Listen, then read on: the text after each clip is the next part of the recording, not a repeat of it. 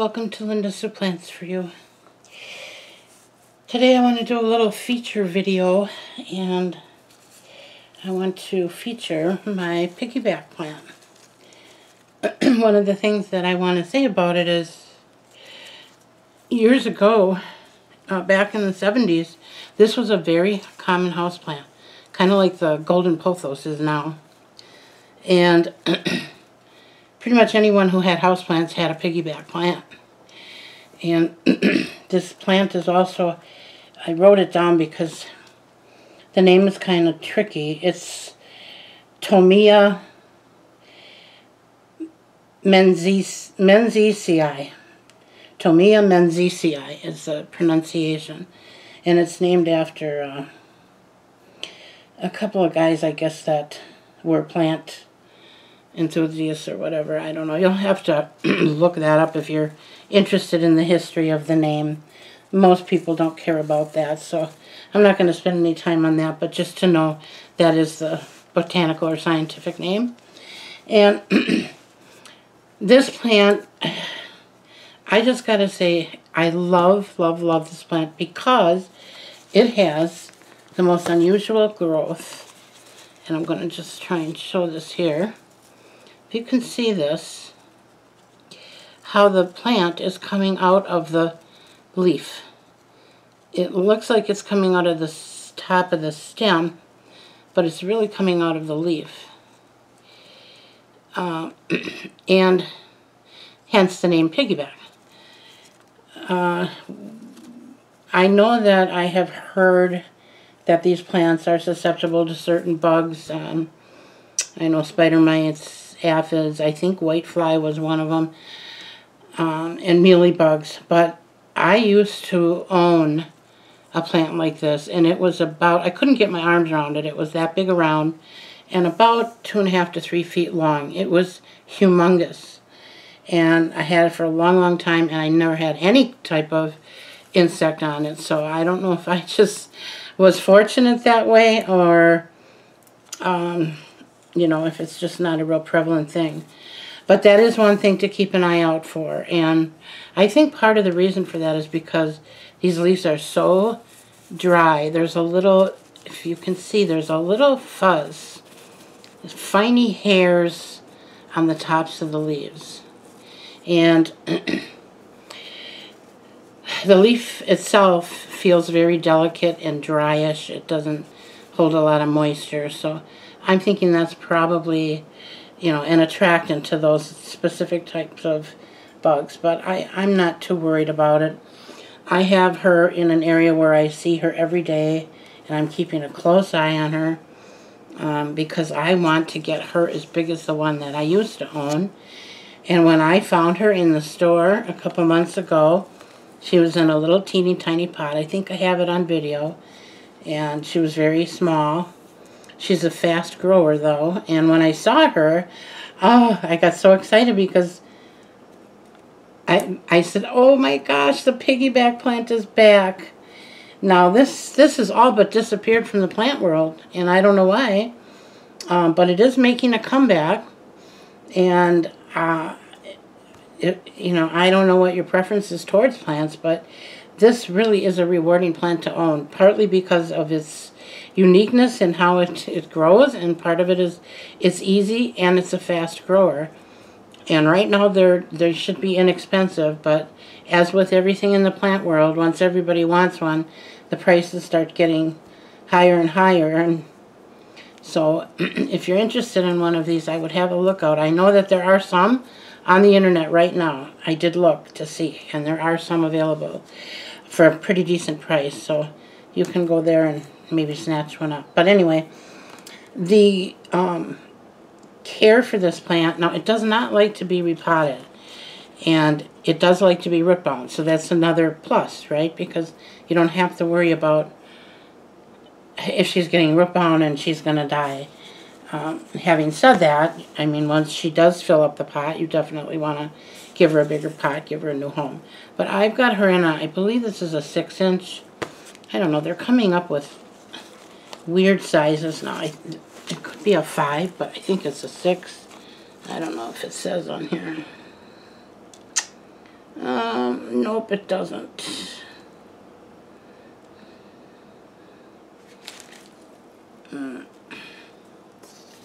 Well, it's not important. It's about a 6-inch, 5 and a 6-inch hanging pot. And I do, even though I don't, I have the normal hook. And these are just so cumbersome because if you have a hanging pot and you want to turn it, you've only got 2 choices, front and back. But I put a swivel hook in the hook that it's hanging from so that I can turn it a quarter turn every once in a while. And that's what you need to do if you want that nice, full, round, symmetrical look. And like I said, well, it's beautiful now, but when they get really big and they look like that, oh, they're stunning. Now, as you can see, there's a lot of new growth coming up the center. And that's where the new growth will come from. In addition to the leaves will, as I just showed you, they will produce more babies. And then those leaves will produce more babies. So this leaf has got 1, 2, 3, 4 leaves coming out of it. Let me give you a close-up of that. And those leaves will eventually have more coming out of there. So it's kind of a cascading domino effect. And I think that's what makes this plant so much fun. As far as care goes,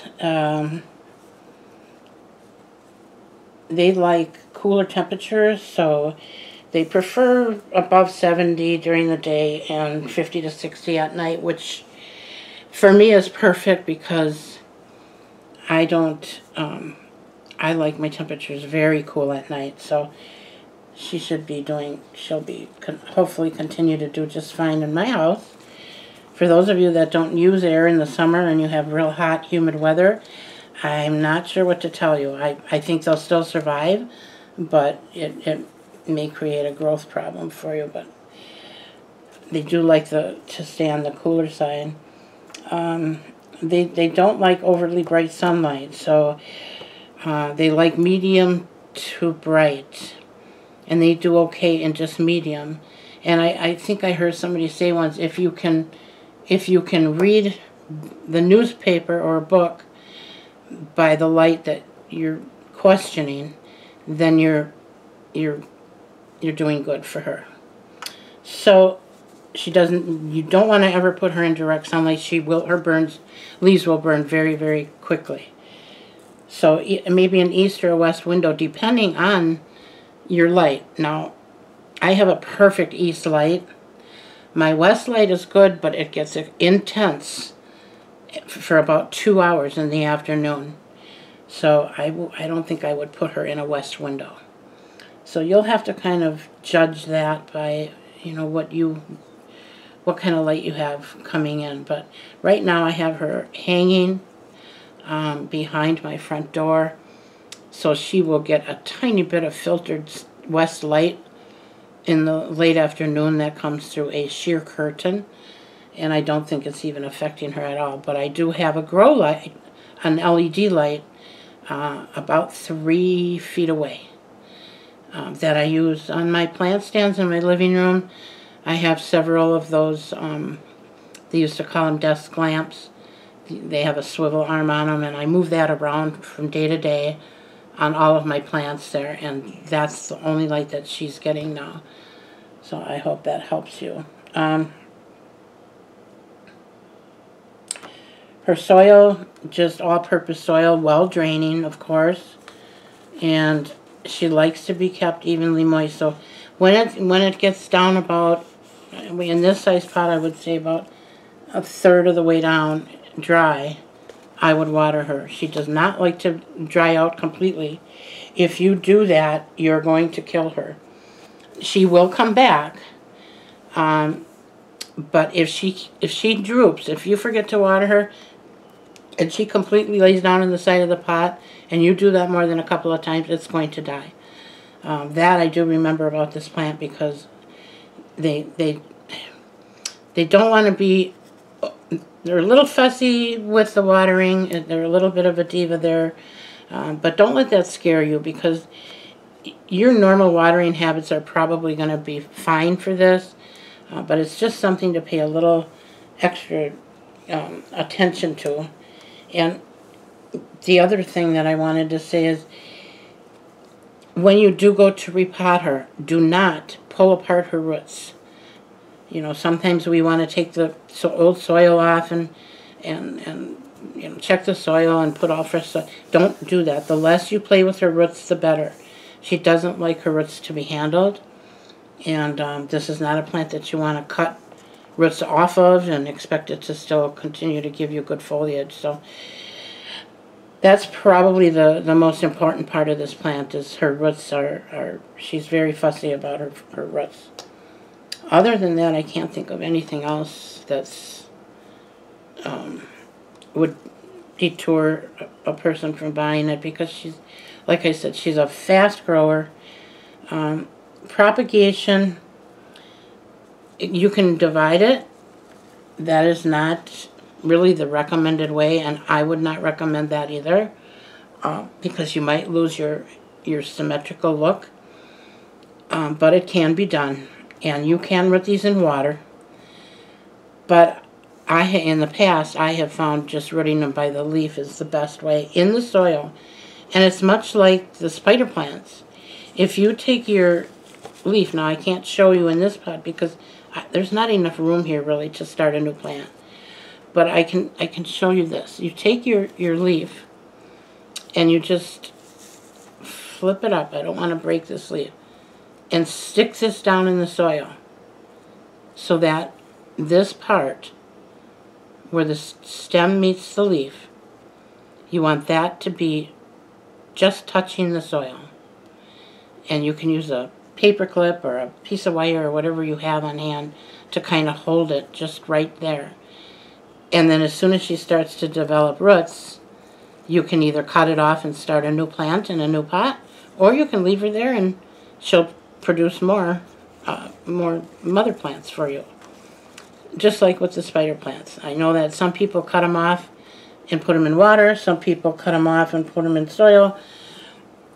I've done all. No, I haven't done them. Well, I've never propagated a spider plant in water. I've either done by clipping off the old one. If it's already got roots on it, I'll stick that in soil. Or if I have a pot where I'm trying to fill up the pot, I just do like with this one. I'll just take this and I'll take the baby and I'll set it on top of the soil, put a wire or something in it to hold it down on the soil, but I leave it connected to the mother plant, because the mother plants will continue to feed her because she's still connected. So she will help in the process of getting roots on here, okay? And then she's good with the watering too. Whereas if you actually cut her off and then you root her, if you root her in water, then you have to make sure that you keep that soil even very moist for about the first 2 weeks, because whatever roots they've developed in the water are not the same roots that they're going to develop in the soil. And that's true with any plant pretty much. I believe any plant. Most plants, I should say. So, anyways, that's about all I have to say about her. I hope that you'll give her a try. And again, she's a Piggyback. And I will put the botanical name on the screen so that you can look that up. But if you punch in Piggyback plant, that's all you need, and you'll find it. So,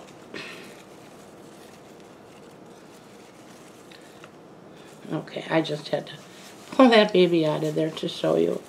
Just look at, isn't she cute? I absolutely love this plant.